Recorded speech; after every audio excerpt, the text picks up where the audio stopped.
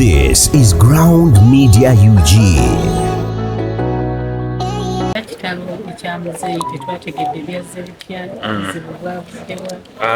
Inna lillahi wa inna ilaihi rajiun. Eri eggwanga mwenna n'emikwano gyaffe mwenna nsaba okubakakasa nti mukwano gwammwe munnamawulire munnammwe Alhaji Abdul Nsereko ye Mungu amujjuludde. Yamujjuludde ku makya ga leero ekyo tugaye kiri ekikeesa olwaleero ku ssaawa 7:10 zennyini. Yafunye cardiac arrest ne bagezaako mukolako CPR negaana for quite a long time, about 2 hours. Of course, mu situation gye yabaddemu nga tetusobola kumutransferinga kuva ku Kampala Hospital kumutwala walala wonna ng'abasinga intensive care units nga zijjudde naye ng'ate era olaba you cannot. So that's it. Ekyo really it was his time of death. Yabadde waka. Actually nabadde naye eggulo lwonna. Nadde nzija mu parliament naye omutima ne guŋŋamba togenda, genda olabe taata. Normally ankubira oba ne mukubira ne mugamba nzija naye nagaye kan surprise nge ku taata wange. Era olwatuuse naŋŋamba Allahu Akbar. Leero n'otankubirako n'ojja buzi ne mugamba nkuguddeko mu kisenge. Naŋŋamba dde wano nga neebase naye obulamu mpuliramu. Obulamu siri mulamu bulungi naye nga bw'omulaba ayogera alinga bwe nagamba wano nti obulamu ne mugamba naye yoke n'agamba nti kati gwoba obulaba naye omuntu aba yeewulira. Ne mugamba kati nkukwateko nomale abadde mulamu ng'ate okusituka mukwatire. Naye leero n'asituka yekka bw'ati n'akwata akasawo k'eddagala nga olina n'amaanyi agasitula akasawo k'eddagala najja nako mu ddiiro nagatunyumye. Ne mugamba naye nga tonnalya emmere eri wano. N'agamba nkubuulire mbadde sikugamba naye appetite yanzigwako dda. Ne mugamba lwaki obadde toŋŋaana ŋŋanga ojja kweraliikirira, you'll get worried. Naye nga wendi naye ng'obulamu buno kino amaze ddala omuntu anaafa aba amanyi kuba azza akyogera okuva mutowe bwe yafa. Mwami Busuulwa Nnyonda ab'omupiira bamumanyi twamuziika last year yagamba there is no value for life. I think he gave up ng'alaba bato be bafudde ate ne bakulu be bafudde, kumpe asigaddewo yekka ne baganda abalala babiri abato. So naŋŋamba I think I've lived enough. Naye nga abaawo naye nga abantu abalala bonna tabaweeyo impression naye gwe bw'ojja gamba wabula tugenda kufa naye munnange mbeera ng'ojja onnambula.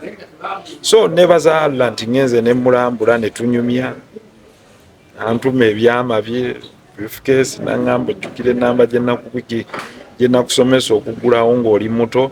I want to test your IQ. Ne mugamba my IQ I have no doubt about it. N'aseka n'agazi izo zigulewo nenzigulawo naŋŋamba ne bwenfa. I now know you have all the secrets.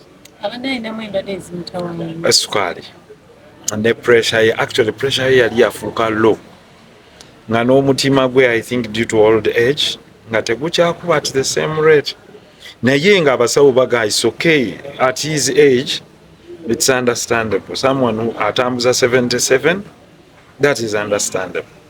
Obulamu bwa muzeeyi nga mutabani we oyinza kubunnyonnyola muntu mu bigambo ki? Abadde taata afaanana atya? Alhaji as a father amazing. Tanyiiga ali awo gwe ne bw'okola ki yaseka nagamba he's someone who was, he loves you, yatuweerera absolutely, but it's your choice to succeed.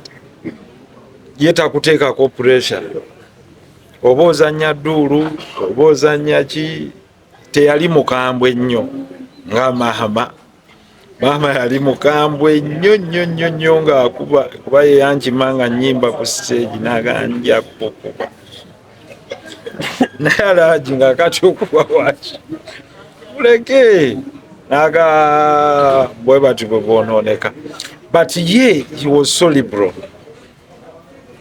Ekyokubiri ayagala nnyo eddiini ye nnyo era agaye muzzukulu we aveswede you must become a hajj, go to Mecca, but on your own money, not on your father's money.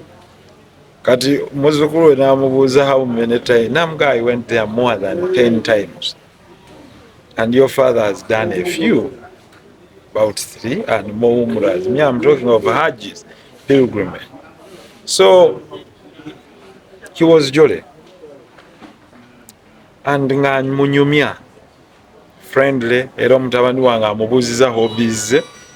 Lwe nsoose okuwulira hobbies za taata wange nga I like to hang out with friends. Ng'ekyo ekigambo kya luzungu nnyo. I like to hang out with. Kuba ayogera ne muzzukulu we mu luzungu. Ne muganga oli.com, hang out. Yeah, nanga you go and sit with your friends and chat around. That is one. My other hobby was debate. I was a good debater in school. Then I enjoyed news and sports. Era musanze alaba Al Jazeera. Naye n'aŋŋamba bannaye mu paalamenti mubadde kimu abatasobola kwogera ku basajja Abayisirayiri bwe batta Bapalestine banagamba bannange. N'aŋŋamba I'm a journalist. I'm seeing journalists dying with their families. Ne mugala aji wandibadde tolaba TV eno nanga atoya kuŋŋaana kulaba TV. Ne mugala Al Jazeera tujagala naye broadcasting amazima agasobola okudepressinga. Nagamba unfortunately gyendaba yokka susaako ku other TVs mu Uganda kulaba mawulire naye eno njagala nnyo okukira. Nagamba kale mukyogereko so that countries cease fire. Si nti tewali alina kubaawo. Nagamba at least mugambe no. This one yadde oli yamulumba. Nagamba ne Gutierrez owa UN yagamba the unproportionate force Israel is using. Nanga nyamba, go and talk about that in Parliament. Do not side with the oppressor. Namuga, don't side with the oppressor. Nanga temuyinza kusirika mwenna bwemutyo mani. Mutuule. Tell the speaker mwogere mugambe ne Uganda yeegase ku nsi ezigamba ceasefire. Ale Museveni naye asirise Mandela yekka ye yandibaddeyo abaana be South Africa bakoze ekyafaayo. Ne mugamba Alhaji tugenda gezaako tukikole naye gavumenti yeyina obuvunaanyizibwa okukola ekyo. Naga oba yeeganye gwe kyogere bw'omu. N'olwekyo nyimirira wano nga nkubiriza bonna abali mu lutalo mulekeraawo okutta abantu ab'obwereere. Kubanga is so depressing abantu okulaba families nga zifa. Yes, there was, in fact kanjogerenga bwaga, yes there was a problem okuva ku bano ba Hamas, but the war must end. You can't kill people senselessly in the name of destruction of Hamas. There must be an end to this destruction. Era agambye never side with someone oppressing the weak people. Side with the oppressed.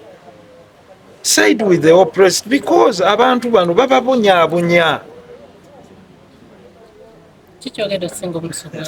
Ekyo kuba he spoke his heart. Naga even if it's a small voice kabaka wulire nga katono baga waliwo akasajja Uganda nako kakoze eki kayogedde naye nagamba just add your voice. When these voices add, the war will stop. Naye nagamba as the one seeing that war is going to spill in the Middle East.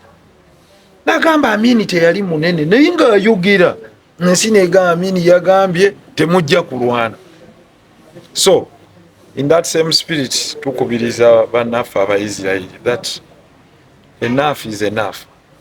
You can stop that war. So I carry on that message because yemu ku message endekeddwa.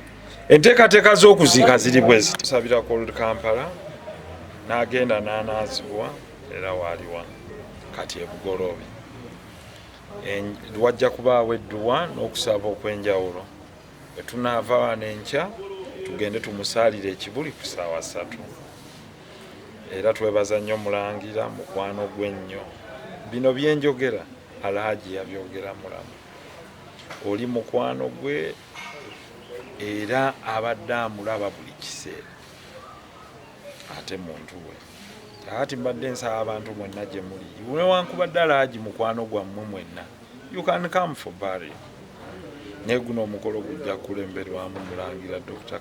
Sheikh Kasim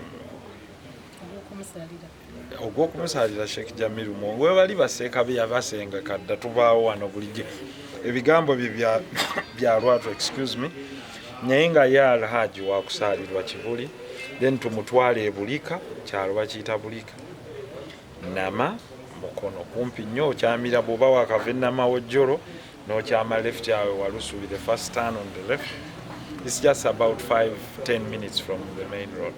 Olugendo lw'obulamu bwe tumulabyeko ng'aliko mu gavumenti yaliko mu mawulire wa mukyusa nnyo ate naffe abaana ne tukifunamu munnamawulire oli 311 forever. He's a journalist era ng'atuna nti naga omwana oyo ayogedde bubi mumukubireko toyina namba ye ne mugatsebe siriwo amawulire but you can guide yayagala oyambe buli wamu n'agamba naye abaana kati bato bakola bulungi you see news reading is improving naki so he was a journalist. He served as the first speaker of KCCA. Surprisingly, in an opposition council, he was elected the speaker. Ngaline Sevana Chizito, you remember? He was the speaker. He also served as a councillor under the late Christopher Iga. Sorry, hope he's alive. If he's not alive, I don't know. Mayor Christopher Iga and the late Dr. John Sevana Chizito and Sevagal. No kuvedda nti speaker ate yali akolera government mu UBC. So Alhaji started working for government in 1968-69. Alhaji has never had a party, by the way. He's someone, whereas ayagala nnyo peace nga abagambye emirembe, whereas ayagala nnyo yali mukwano gwa President Yoweri Kaguta Museveni, absolutely. But he would tell you, this is not going right. Nkubulire ekya Palestine and killings, ngaga, what's going wrong? But yeah, Ali reserved. When he retired, he really retired. Naganze bannaye mpumudde ebyobufuzi byammwe mmwe muleka abaana abato baholding a mantle, let them make their own mistakes but just correcting. So my dad has always been an independent liberal, but he was leaning towards the national resistance movement, really, because he served as RDC, so there would be no question about that.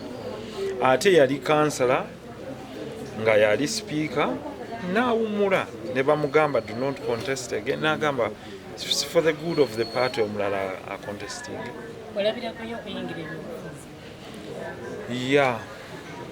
Yeah, and many others. But yeah, he's not as aggressive as I am. Ngaga, ebyammwe, ho. But he's, abeeraawo n'agamba, but you consult your people. Yet he had the non-confrontational approach.